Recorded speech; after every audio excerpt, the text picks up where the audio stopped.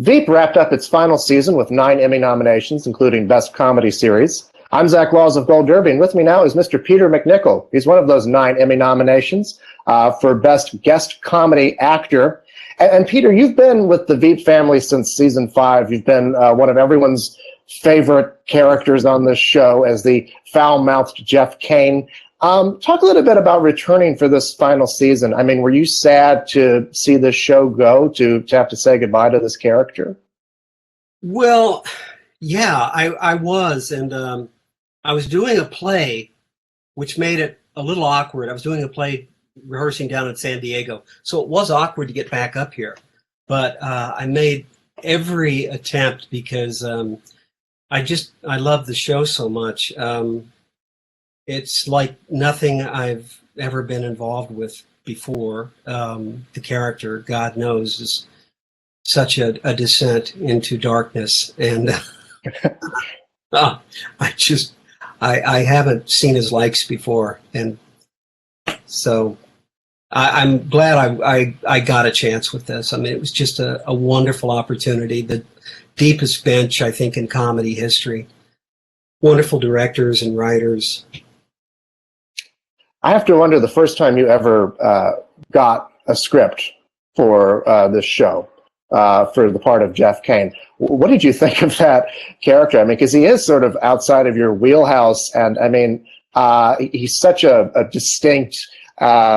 distinctly vitriolic individual. What did you think the first time that you got a script for this character? Well, funny you should ask, because typically, Zach, I didn't get scripts. Oh, really? I didn't. I would sometimes get sides, but they were, they were throwaway almost. I'd learn them and I'd show up on set at 5:30 a.m. or something, and they would say, oh, "What pages do you have?" And I'd show them these would be the ones I learned all night long. And they said, "Well, we're not doing that." So I would then be sitting in the makeup chair at 5:45 trying to learn a brand new, often a little dense package of text like that. And you know how the dialogue is. I mean, it's hallucinogenic. These constructions of expletives, calling him a diarrhea hair-lipped golem and whatever. I mean, and I'm trying to keep these in my head. And then, of course, when you get on set, you play the scene, and they say, "That was great. Here, now try these." And there are more. Equally complicated, equally dense. I mean, the whole character, it was like living in a black hole. I was a black hole as the character, and the lines were a black hole because they were so packed with expletive, and nothing was logical. So you'd have seconds to learn it too before the camera was running. As I said, it was the actor's nightmare every time up. Mm-hmm. Well, it's such an interesting dynamic between you and Timothy's character. I mean, somebody that large getting chewed out all the time by somebody as small and fiery as you are. Talk a little bit about working with Timothy and what that dynamic was like between the two of you. I mean, I have to imagine he was a bit intimidated at times just from you screaming at him all the time. Well, I loved Tim so much. And I did think the height differential was so funny that, in fact, I would sometimes take my shoes off to, to comment on it further. He's hilarious, and not the best actor for keeping a straight face. Mm-hmm. He would often just go. I mean, just freely go. Not like when you see those. There wasn't any of that. It was full down and out. He's just fun, and he's smart, and he doesn't forget his lines. Complete professional. Sam Richardson, the same. I mean, I had the best to work off. Mm-hmm. And so Oh, yes, indeed, yeah. You submitted the episode Oslo. Talk a little bit about that episode and why you chose to submit it. Well, I didn't choose it. I Oh. told, I told the producers, just choose one, because I hadn't seen the episodes. I hadn't seen any of it. I still haven't. Really? No, I can't look at myself. Yeah. So I said, choose the one that you feel is most representative. And Dave Mandel chose that one. Was it the one? I'm thinking it might be the one involving the cemetery. Yes, it was the one at the funeral. The official description says that you chew Jonah out in a way that you've never chewed him out before. And I don't know if I can repeat some of the phrases that you said to him, but it was quite salty, as I recall. Yeah, and there we are, of course, on hallowed ground. Yeah. And I'm this human desecration in this place. It was early in the morning, in this sylvan setting with birds singing, and I'm singing, "Shut the fuck up!" It was just so startling. I mean, every time I talked, it was startling. I would sometimes actually knock myself physically off balance. I got so far, out ahead of myself in my attacks. I love that. I love that scene just because, they were really wonderful in allowing. I don't remember getting physical blocking ever, at least only in the most general sense, like we're in here. But I got to, in the course of the rehearsal, I decided to sit on the coffin, just guffawing and just have to rest in the arms of the Secret Service agent exhausted from my own laughter. And they're fine with anything. They're just fine with it. It was so much fun. Mm-hmm. Just do it. I've never had a job like that. I don't think. No. You also made an appearance in the final episode. I wonder if, what was the vibe like on set for that? I mean, how was it knowing that this was going to be the last time that this group of people was going to be together doing these characters? Can you talk a bit about that? Well, I will disappoint you by saying I was completely self-interested and terrified because I had new lines.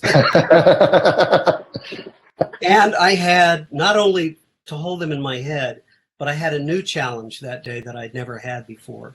I had someone else yelling. We were in concert. Julie Louis-Dreyfus was now yelling at him too.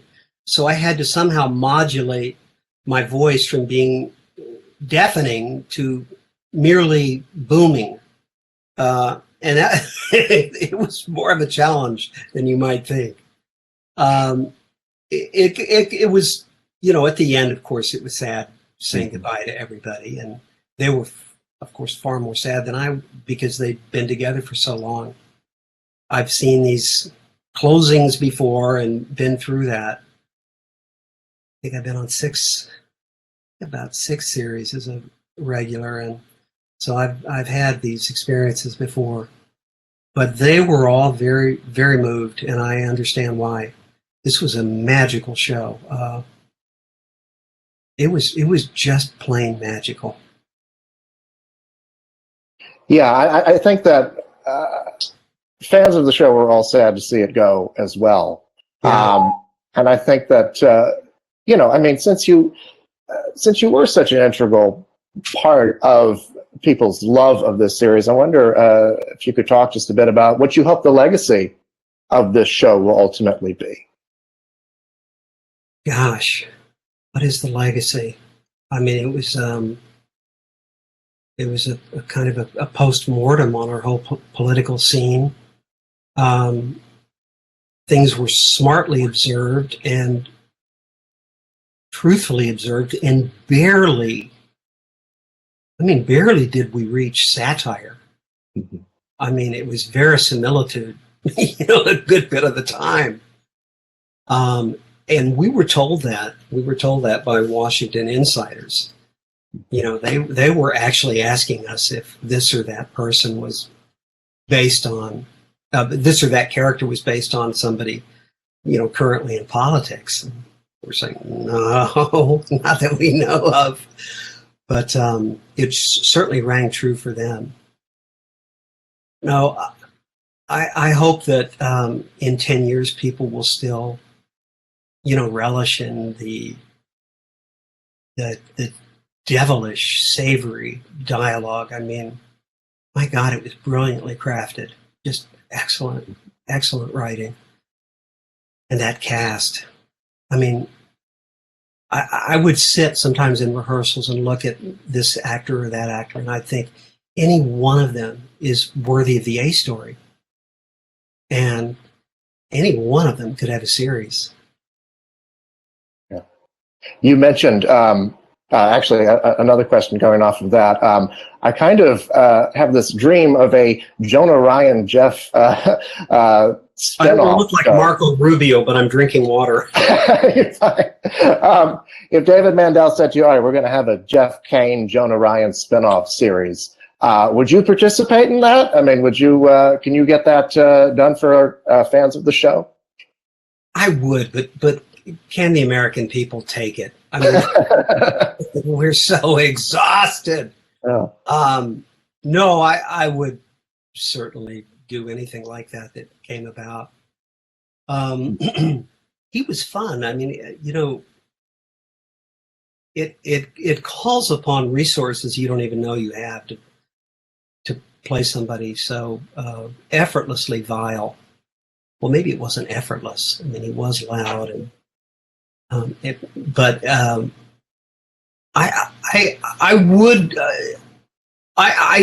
didn't enjoy saying goodbye to him. I will put it that I never had my fill. Never. Yeah. I mean, we definitely did not have our fill of the character as well. So I think we would all love to see more of this guy. Yeah. Now, this was technically your second nomination for Veep. You had been nominated for season 5, and then a technicality rescinded that nomination. We were all sad to see that happen. But you were very gracious about it. And so I wondered, being nominated for the show this year, what does that recognition mean for you? And did you double check a couple of times to make sure that you were still nominated? Well, I hung fire in thanking the committee and whatever. I waited about a week. No, I mean, it's, obviously it's an honor. And that category is, it's one of the harder, I think it may be about the hardest category there is, because there are so many guest stars and so many comedies. So, I mean, you look at the cast of regulars, so that's a fixed number. But just in the course of one episode, you're going to have several, 2, 3, 4, maybe 5 guest cast, maybe more.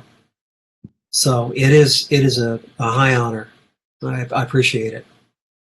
You are an Emmy winner for Ally McBeal, which also brought you a SAG prize, and a couple of other nominations as well. Talk a bit about winning for that show and just what winning an Emmy in general meant for you and for your career.